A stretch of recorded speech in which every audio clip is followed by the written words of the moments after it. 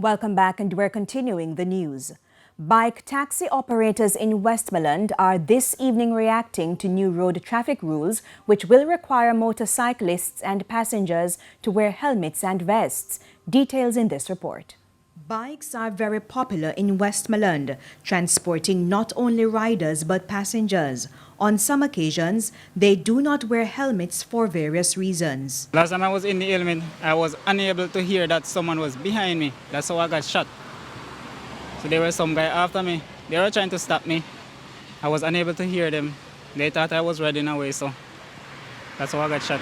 We passenger, we like we make them wear helmet, but they have their hairstyle, you know.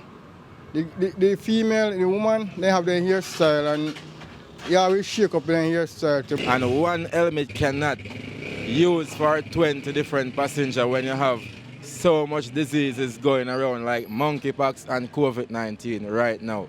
That's going to be a cross-contamination. That's going to be a disease transferring from that helmet to another person. So definitely it can't work. Each passenger would have to have their own helmet. Under the new road traffic regulations, a person driving a motorcycle has to wear a high-visibility safety vest.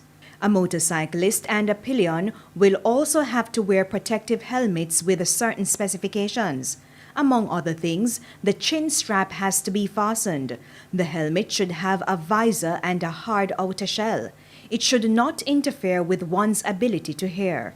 Having heard about the regulations, the bike taxi operators we spoke with are willing to make adjustments. They admit that if there's a crash, a helmet can save their lives.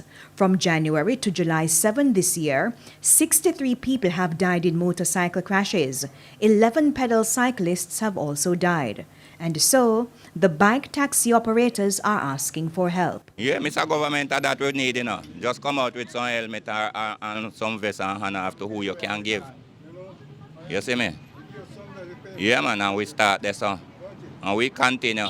We have rent to pay, we have bills to pay. It's very, very hard. So the government have to put something in place, like put a grant in place for bike taxi operators, because we are feeling it out here. Make it a part of a package or whatever. When I go to purchase a motorbike, you have 2 helmets. Come along with the bike. Member of Parliament for Western Westmoreland, Moreland Wilson, says the Road Safety Unit as well as a foundation will intensify training programs with bike operators.